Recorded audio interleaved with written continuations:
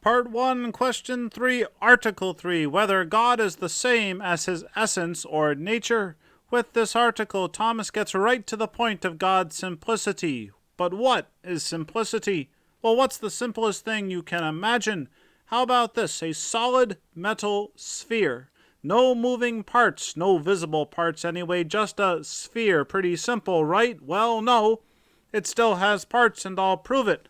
First of all, you could cut that thing in half and have the right hemisphere and the left hemisphere, but even if you didn't do that, how about placing that metal sphere next to a cube made of the same metal? They are both the same material, but they are different shapes. Next, hold that metal sphere next to a wooden sphere. They could both be the same shape, maybe even the same size, but they're different materials. You see what I'm saying? That metal sphere has a material part and a shape part. We'll come back to this experiment later. First, though, Thomas has an authority to cite. St. John's Gospel. Jesus saith unto him, I am the way, the truth, and the life.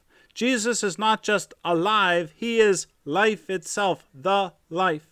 So, yes, God is the same as his essence, but it seems to be impossible. Nothing can be in itself.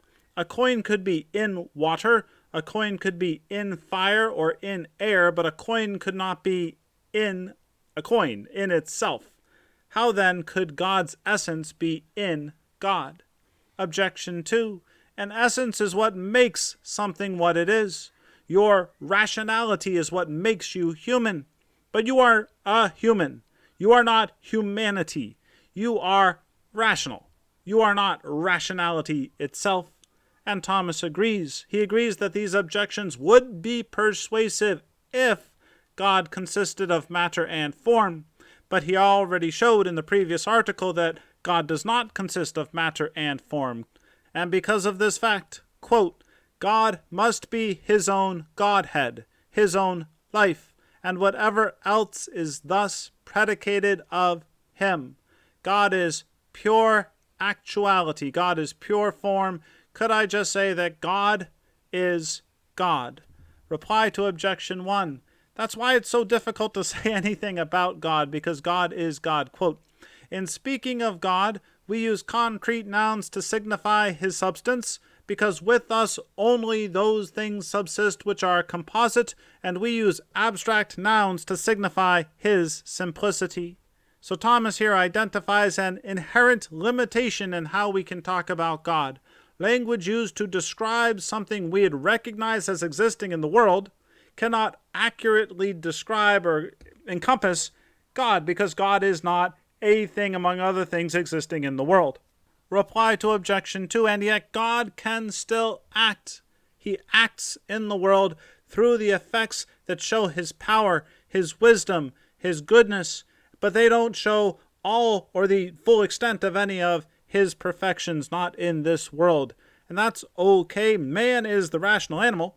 But when have you acted with complete perfect rationality? God is perfect, and yet his actions in the world cannot show all of his infinite perfections, but only parts of his infinite perfections, parts of the story. And that brings us back to our not so simple metal sphere.